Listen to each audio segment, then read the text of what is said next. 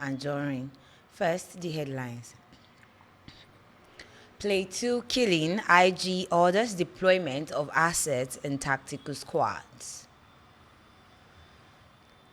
IBAS appoints new chairman, members of Rivers Electoral Commission. 11 PDP governors urge Supreme Court to halt Rivers emergency rule.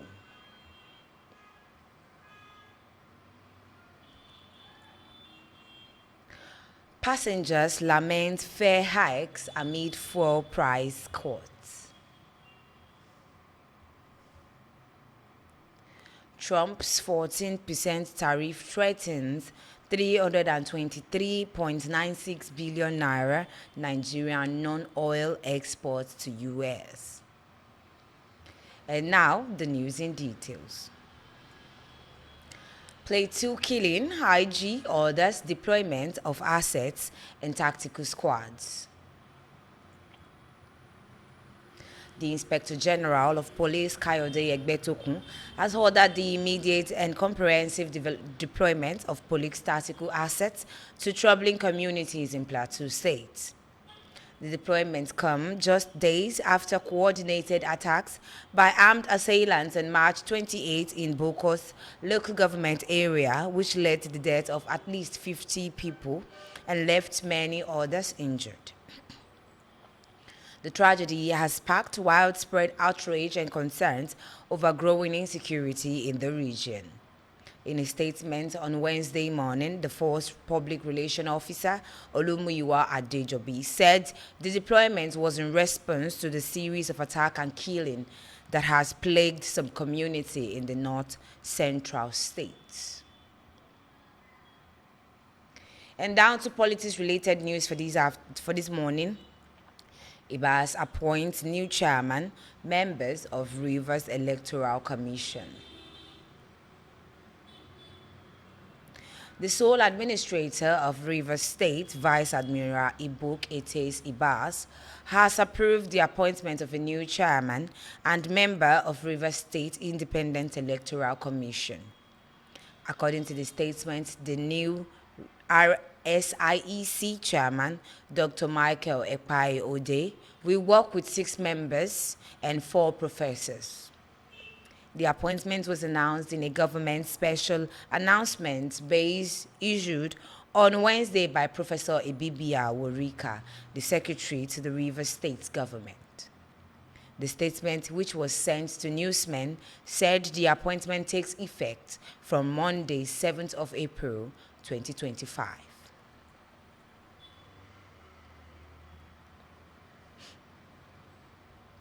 And still on politics news for this morning, 11 PDP governors urge Supreme Court to halt Rivers emergency rule.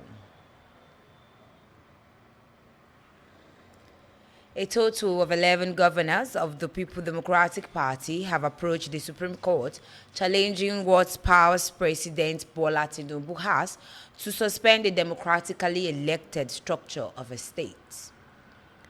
The suit filed by the governors also challenges the declaration of a state of emergency rule in Rivers State. While the media previously reported that the suit had been filed before the Supreme Court, the governor's suit was actually only filed before the Apex Court on Tuesday. This was exclusively confirmed to the Punch by the Director of Information and Public Relations of the Supreme Court, Dr. Festus Akonde. President Bola Tinubu had on March 18 declared the state of emergency in Rivers State and suspended Governor Siminalayi Fubara, the state's deputy governor, Mrs. Ngozi Odu, and all elected members of the Rivers State House of Assembly for an initial period of 6 months. Following the suspension, President Tinubu appointed Vice Admiral Ibok Ete Ibas as the sole administrator to oversee the affairs of Rivers State pending the period of suspension. Meanwhile, the legislature and the National Assembly on their part supported the president's decision to implement the suspension. And down to business news for this morning. Passengers lament fare hikes amid fuel price cuts. CNG.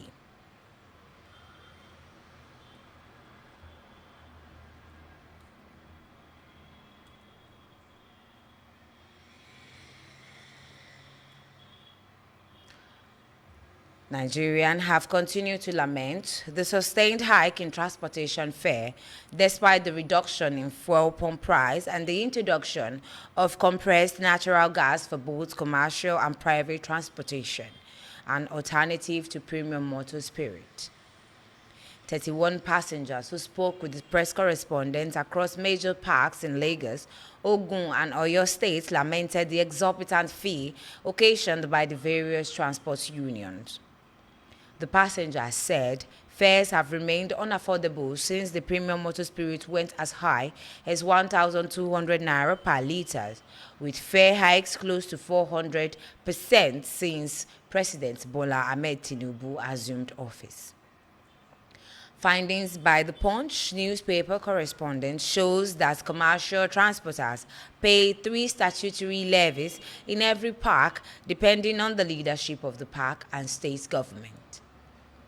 The levies, according to the commercial drivers, are the booking fee, loading fee, and ticket fee, all paid daily to the union at motor parks to the disadvantages of drivers.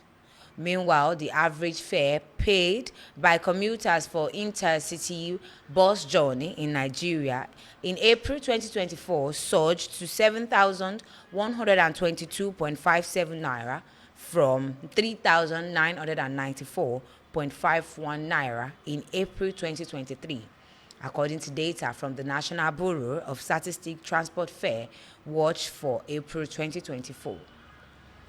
The report also mentioned a minor decrease of 0.43% month-on-month, with the average fare decreasing from 7,152.97 naira in March 2024.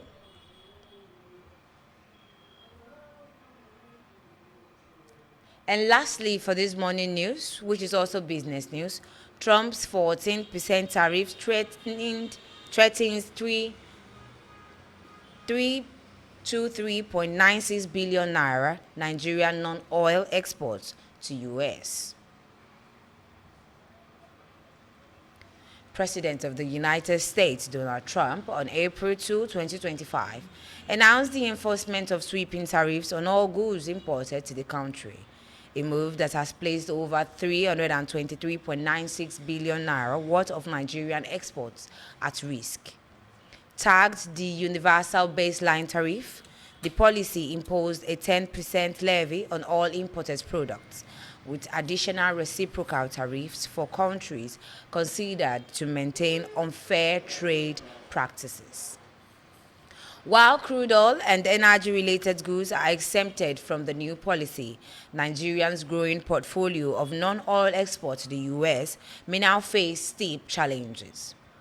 Data from the National Bureau of Statistics for 2024 shows that Nigeria earned approximately 4.49 trillion naira from the export of crude oil and energy products to the United States.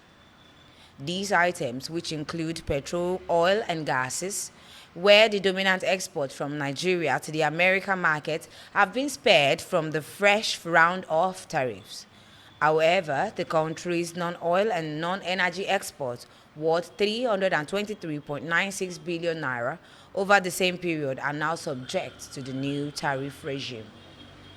A breakdown of Nigeria's quarterly trade performance highlights how countries' non-oil exports have grown in volume and variety. And to read more of this particular business news, you can check the Punch newspaper for more details. And that will be all for Ayogen Morning News this morning. My name remains DEBORAH ANJORIN. I wish you a lovely day ahead. Thank you so much for always listening and watching.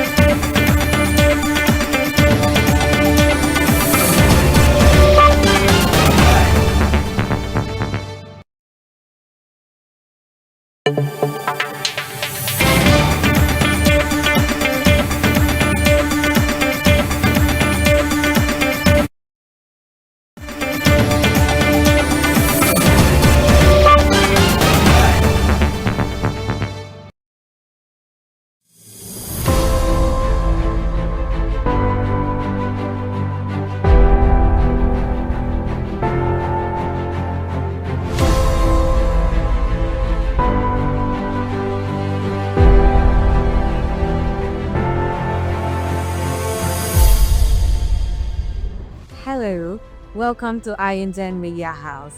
We offer exciting services like event coverage, event live streaming, studio live streaming session, music studio recording, TV session, news broadcasting, podcast session, and many other exciting services. Here at Ayogen, we innovate, we inform, and we inspire.